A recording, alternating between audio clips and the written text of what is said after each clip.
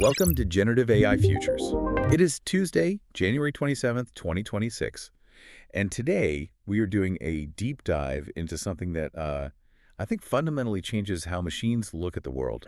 We're talking about the release of DeepSeek-OCR 2. It's a massive day, and honestly, calling this OCR optical character recognition, it almost feels like an undersell. Right. This is a 3 billion parameter model that DeepSeek just dropped, and it's claiming to beat Gemini 3 Pro at visual understanding. That is a bold claim. I mean, Gemini 3 Pro has been the heavyweight champion for a while now. But what caught my eye wasn't just the leaderboard score, it's the method. Yeah. They're talking about the end of raster scanning and the beginning of something they call Visual Causal Flow. That's the real headline. The benchmarks are great, sure, but the architecture is the revolution here. We're looking at a move away from the way computers have, seen images for decades. Okay, so before we dive into causal flow and all the neural networks, let's set the stage.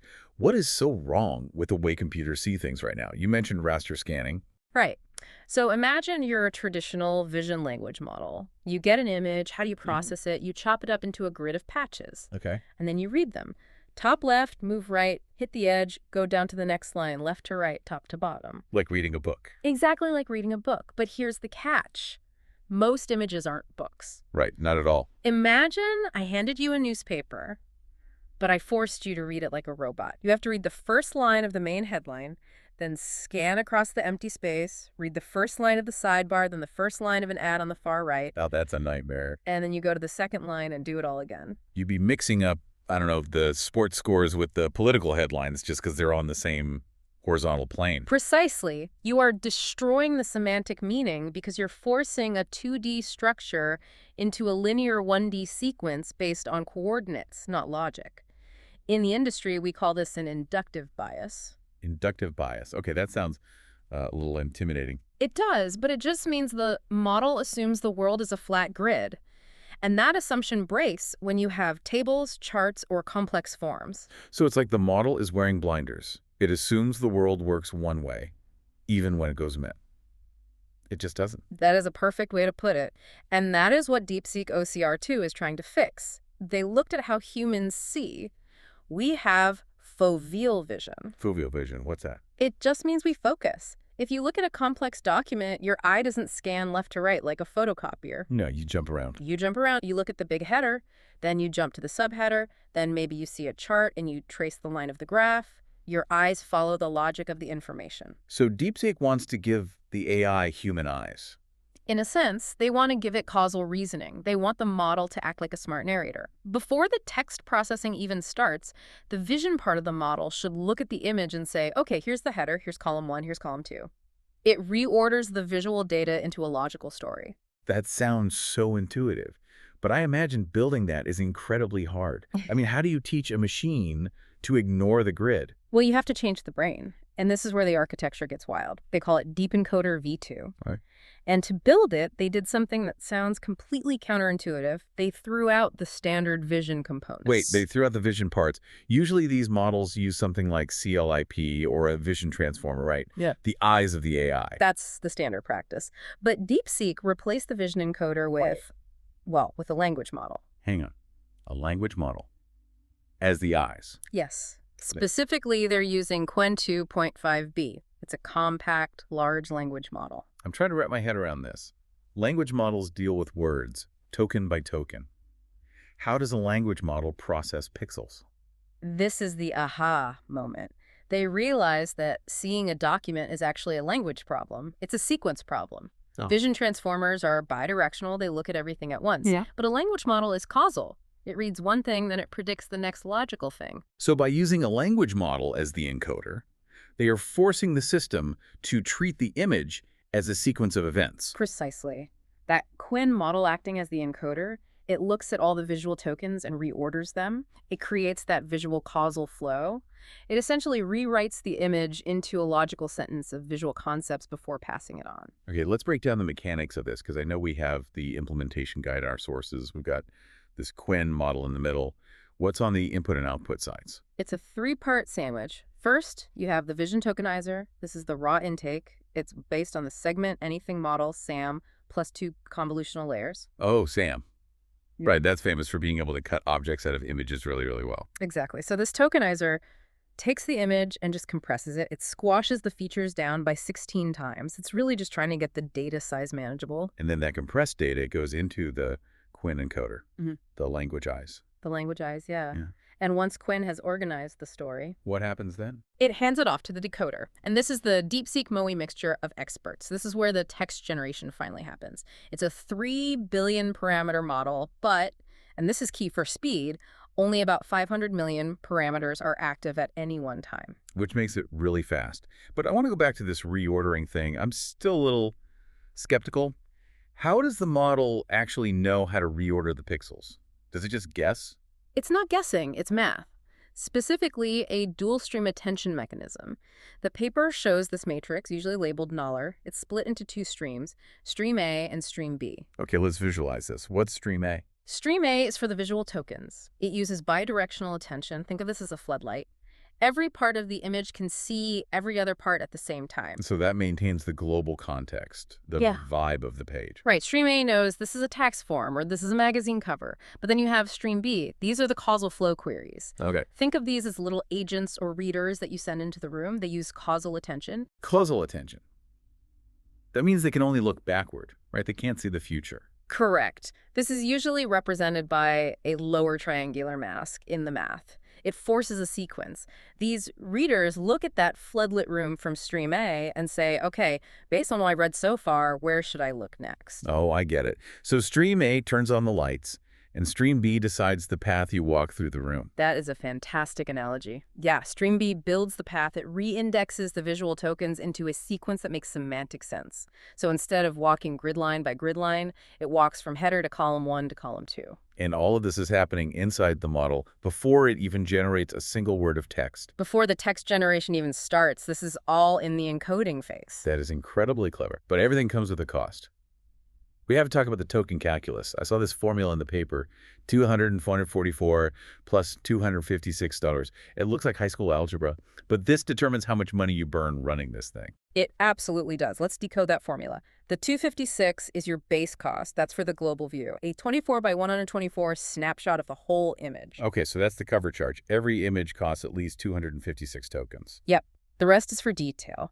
For high-resolution documents, the model takes what it calls local crops. That's the variable colors. The model can decide to take anywhere from 0 to 6 crops to zoom in on the fine print. And each crop costs 144 tokens. Right. So if you feed it a really dense scientific paper with tiny font, It's going to max out. Tell her it's going to be 6. yep. So you do the math. $6 times 144 plus $256, you end up at 1,120 tokens. 1,120 tokens per image. How does that compare to, say, Gemini? It matches Gemini 3 Pro's budget almost exactly, and that's not an accident. DeepSeek engineered this specifically to fit into that efficiency profile. They didn't want to blow up the compute costs. They just want to make the tokens smarter. So it costs the same, but the causal flow means those 1,120 tokens are actually in the right order. I want to pivot to how this thing is built. You don't just wake up one day with a hybrid vision language MOE monster. The training recipe in the source material is pretty specific. It looks like a 3-stage rocket. It is, and the staging is crucial. You can't train all these parts at once or they'll just get confused. So stage 1, what are we teaching it? Stage 1 is encoder pre-training. We take that Quen language model, the eyes, and we just teach it to understand images. They feed it 100 million image text pairs. The only goal here is, do you understand what you're looking at? Simple enough. Stage 2. Query enhancement. This is interesting. They freeze the vision tokenizer, that SAM part, because it's already good at compressing, but they unfreeze everything else. Okay. They're optimizing the encoder and the decoder together. They are forcing the eyes and the brain to finally talk to each other. You're connecting the optic nerve. Exactly. But then comes stage 3, decoder specialization. And this is where they do something for pure speed. They freeze the encoder. They turn the eyes off. They stop updating the eyes. The encoder is done learning. Now, they only train the DeepSeek LLM decoder. Why would they stop training the encoder? Isn't more training better? For efficiency. The notes say this doubles the training speed compared to stage 2. At this point, the model knows how to see. Now it just needs to learn how to format the output, how to write clean JSON, Markdown, or just plain text. So it's like finishing school, just learning table manners. Precisely. Now, for the hackers listening, I know a lot of you want to run this. And the good news is DeepSeek is leaning heavily into open source. They mention Unsloth AI explicitly in the documentation. This is a huge win for the community. Unsloth is a library that just optimizes training and inference. The guide says if you use Unsloth with DeepSeek-OCR 2, you get 1.4x faster training. But the stat that jumped out at me was the VRAM usage. Oh yeah, 40% less VRAM. That's massive. That is the difference between needing a dedicated A100 server rack and running this on a high-end gaming PC at home. It makes fine-tuning accessible to so many more people. And they provide the code snippet. Fast vision model from pre-trained. It's remarkably easy to spin up. However, Yes. and there's always a however with new models. I saw a section in the technical manual labeled non-negotiables. There are some red flags here if you mess up the settings. Oh, the repetition loop, yes. This is the classic loop of death. Describe that for us. Because the model is so focused on causal flow, if the parameters are too loose, it can get stuck in a rut. It will just start repeating a phrase or a sequence of characters endlessly. Oh, no. Yeah, it hallucinates a pattern and then just refuses to break out of it. So you ask for a receipt, and it just prints. The total is the total is for 10 pages. Or worse, it hallucinates lines that aren't even there. To stop this, the guide is very strict. You have to set temperature to 0.0. Zero. So no creativity at all. Not for OCR. Yeah. You want the truth, not a poem. But the real secret sauce is in the enneagram settings. You have to set window size to 90 and enneagram size to 30. They actually put a warning in bold.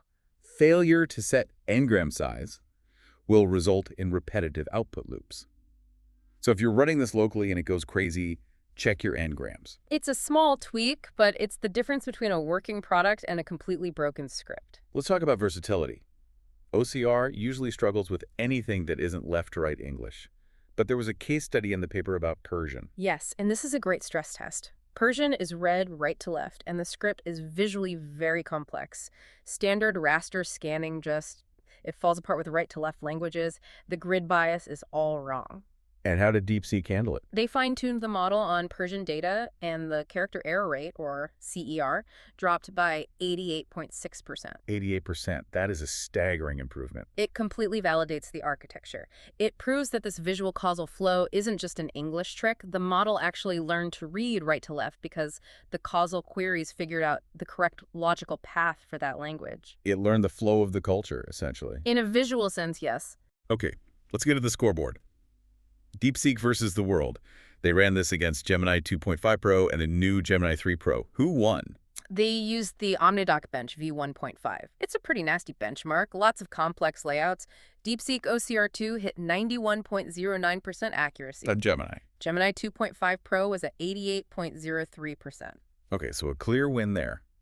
What about GPT-4o? I feel like we don't hear about it as much for this kind of task lately, but it's still a standard. GPT-4o scored 75.02%. Oof.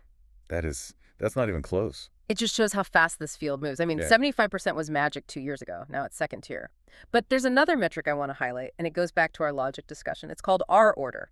Reading order edit distance. What does that measure? It measures how messed up the sequence is. If the model reads the sidebar before the headline, you get a high R order penalty. You want this number to be as low as possible. And DeepSeek's score? Their previous model was at 0.085. DeepSeek-OCR 2 dropped that to 0.057. So it's not just recognizing the letters better, it's understanding the page layout significantly better. Exactly, and that matters so much for developers. If you're scraping data from invoices, you don't just need the numbers, you need to know which number belongs to tax and which one belongs to total. If the order is wrong, the data is useless. They also mentioned production logs. They actually put this thing online for real users. They did, and they saw the repetition rate, that error loop we talked about, drop from 6.25% down to 4.17% in the wild. That means it's more stable. It's not just a research paper toy, it's working in production. So let's wrap this up.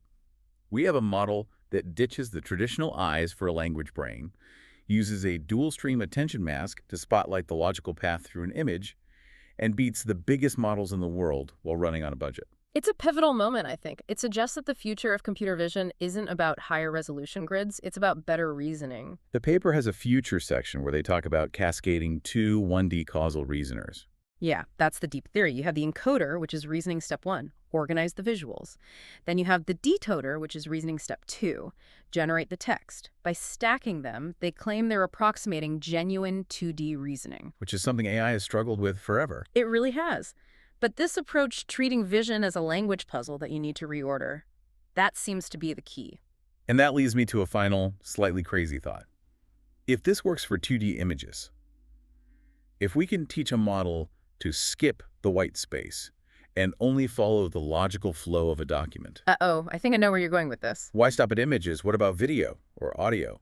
Right now, video models process every frame or every few frames in a linear timeline. But humans don't watch movies like that. We understand the scene, we anticipate the cut. You're asking if we could apply causal flow to time itself. Exactly. Could a model with this architecture look at a raw video file and reorder the timeline instantly? Could it skip all the boring parts, find the core narrative, and process an hour-long video in seconds because it only reads the plot points? That is actually a terrifyingly efficient idea. Right. If you treat video frames as tokens to be reordered, just like patches of an image, you could theoretically build a video causal flow. You wouldn't just be summarizing video, you'd be reading it non-linearly. The end of the progress bar. The end of waiting. If this architecture holds up, we might be looking at models that digest multimedia content faster than we can even click play. Well, on that slightly mind-bending note, we are going to sign off. The raster scan is dead. Long live causal flow. It's a brave new world. Thanks for listening to this deep dive. We'll see you next time.